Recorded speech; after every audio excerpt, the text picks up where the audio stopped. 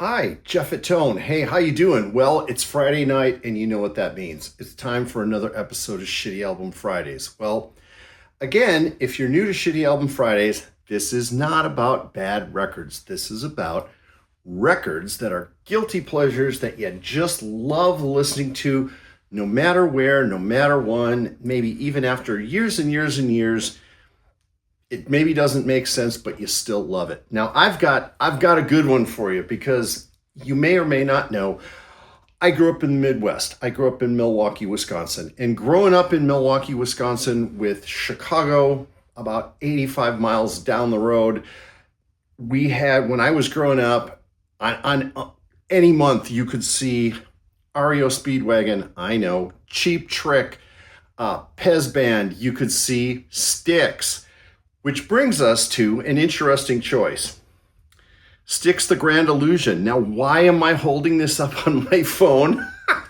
Well, I lost my copy of The Grand Illusion. I actually had the regular copy that I bought from Columbia House Records and Tapes.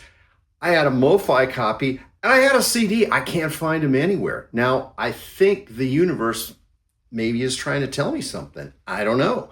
But The Grand Illusion is funny not only because it's full of these corny, overblown, Spinal Tap cliche, arena rock tracks, but somehow that stuff still sticks in your head all these years later. And no matter how old you are, I mean, if you're kind of a fan of pop culture, maybe you used to watch South Park. Maybe you remember the episode where Cartman couldn't stop singing Come Sail Away if Kyle mouthed a few words of the song. But interestingly enough, I just got back from the Florida Hi-Fi show, which, by the way, was a great show.